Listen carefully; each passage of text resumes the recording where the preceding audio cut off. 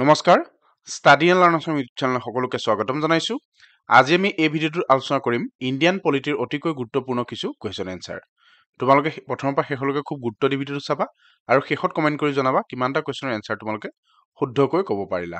আৰু লগতে জনাই থওঁ যে আজি আমাৰ ভিডিঅ'টো খুব শৰ্ট হয় খুব কম কোৱেশ্চন আমি ইয়াতে ডিসকাস কৰিছো কাৰণ কিবা এটা কামত বিজি হৈ থকাৰ বাবে মই টাইম দিব পৰা নাই ভিডিঅ'ৰ ক্ষেত্ৰত এই বস্তুখিনি তোমালোকে ইগনোৰ কৰিবা আমি ট্ৰাই কৰিম নেক্সট পৰ্যায়ত অলপ দীঘলকৈ ভিডিঅ' বনাবলৈ আৰু অধিক কোৱেশ্চন তাতে ইনক্লুড কৰিবলৈ তেন্তে পলম নকৰো আজি আমাৰ ভিডিঅ'টো আৰম্ভ কৰো হা আজিৰ আমাৰ প্ৰথম question what is the another name of the council of states council of state বুলি কোনখন সদনক জনা যায় আৰু এই কোৱেশ্চনটোৰ অপচনত আছে option A Lok Sabha option B Rajya Sabha option C parliament option D ad hoc committee council of state বুলি জনা যায় option B ৰাজ্যসভাক council of state বুলিও জনা যায় next question what is another name of the Lok Sabha লোকসভাৰ আন এটা নাম কি আৰু ইয়াৰ অপচনত আছে option A council of the states option B the upper house option C the house of the people option ডিত আছে পাৰ্লিয়ামেণ্ট আৰু এই কোৱেশ্চনটোৰ শুদ্ধ এনসাৰটো হ'ব option C the house of the people বুলি লোকসভাক জনা যায় next question the maximum strength of the ৰাজ্যসভাৰ সৰ্বোচ্চ সদস্যৰ সংখ্যা কিমান আৰু অপচনত আছে option A 220 option B 235 option C 238 option ডিত আছে 250 আৰু এই কোৱেশ্চনটোৰ শুদ্ধ এনসাৰটো হ'ব অপচন ডি 250 ৰাজ্যসভাৰ সৰ্বোচ্চ সদস্যৰ সংখ্যা হৈছে 250 জন next question the president can nominated how many member in the Rajya Sabha and Lok Sabha Rajya Sabha আৰু লোকসভাত কিমানজন সদস্যক ৰাষ্ট্ৰপতিয়ে মনোনীত কৰিব পাৰে আৰু এই কোৱেশ্চনৰ অপচনত আছে option A 6 and 3 option B ত আছে 8 and 2 অপচন সি ত আছে 10 and 3 অপচন ডি ত আছে 12 and 2 আৰু এই কোৱেশ্চনৰ শুদ্ধ এনসাৰটো হ'ব অপচন ডি 12 and 2 অৰ্থাৎ ৰাজ্যসভালৈ ৰাষ্ট্ৰপতিয়ে 12 জন সদস্য আৰু লোকসভালৈ 2 জন সদস্য মনোনীত কৰিব পাৰে next question who is the ex officio chairman of ৰাজ্যসভাৰ পদৰ অধ্যক্ষ কোন আমাক সুধিছে আৰু এই কোৱেশ্চনটোৰ অপচনত আছে option A president of India option B vice president of India option C prime minister of India option D ক্ৰজেন from the member of Rajya Sabha আৰু এই কোৱেশ্চনটোৰ শুদ্ধ এনসাৰটো হ'ব option B vice president of India ৰাজ্যসভাৰ অধ্যক্ষতা কৰে ভাৰতৰ উপৰাষ্ট্ৰপতিয়ে next question what is the টেনুৰ of elected member of ৰাজ্যসভাৰ নিৰ্বাচিত সদস্যসকলৰ কাৰ্যকাল কিমান আৰু এই কোৱেশ্চনৰ অপচনত আছে option A 2 years option B 4 years option C 6 years option D 8 years আৰু এই কোৱেশ্চনটোৰ শুদ্ধ এনসাৰটো হ'ব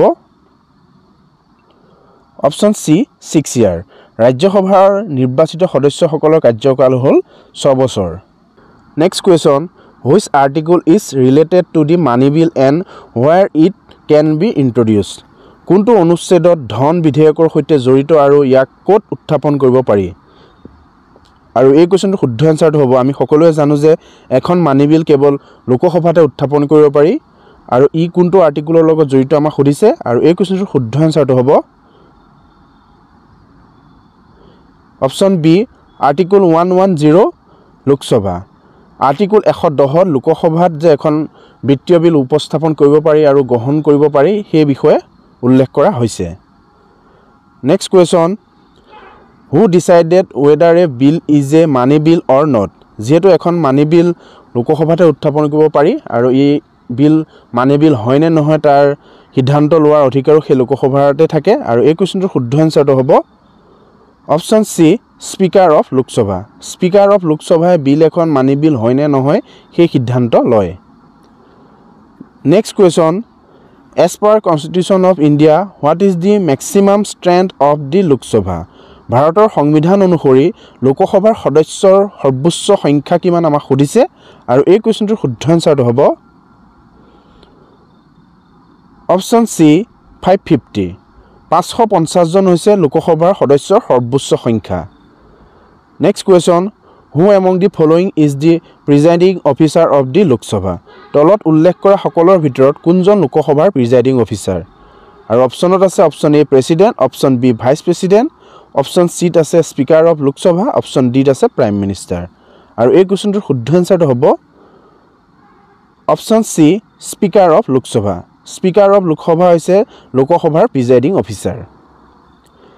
next question, what is the minimum age of holding office in the Lok Sabha? লোকসভাৰ কাৰ্যকাল গ্ৰহণৰ বাবে নিম্নতম বয়স কিমান? আৰু এই কুৱেশ্যনটোৰ শুদ্ধ এনচাৰটো হ'ব অপশ্যন চি 25 ইয়াৰ্ছ। 25 ইয়াৰ্ছ হোৱাৰ পিছতে আমি লোকসভাৰ যি নিৰ্বাচন সেই নিৰ্বাচনত আমি অংশগ্ৰহণ কৰিব পাৰিম আৰু লোকসভাৰ কাৰ্যভাৰ আমি গ্ৰহণ কৰিব পাৰিম। Next question, how many session of Lok Sabha tech place in a ইয়াৰ? এবছৰৰ লোকসভাৰ কিমানখন অধিৱেশন অনুষ্ঠিত হয়? আৰু এই কুৱেশ্যনটোৰ শুদ্ধ এনচাৰটো হ'ব option B 3।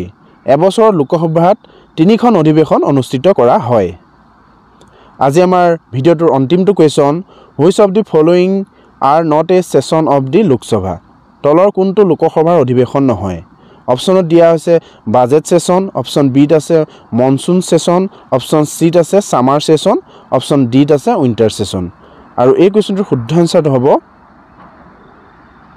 Option C summer session. বাকীকেইখন যি ছেছন আছে বাজেট ছেছন, মনচুন ছেছন আৰু উইণ্টাৰ ছেছন লোকসভাৰ অধিৱেশনত অনুষ্ঠিত কৰা হয়। ইয়াত মাত্ৰ ছামাৰ ছেছনে লোকসভাৰ অধিৱেশনত অনুষ্ঠিত কৰা নহয়। ধন্যবাদ। ইমানলৈকে আপোনালোকে আমাৰ ভিডিঅ'টো চোৱাৰ বাবে আপোনালোক সকলোকে অশেষ ধন্যবাদ থাকিল। আগন্তুক দিনত আমাৰ ভিডিঅ'বোৰ পাবৰ বাবে আমাৰ চেনেলটো ছাবস্ক্ৰাইব কৰি ৰাখিব।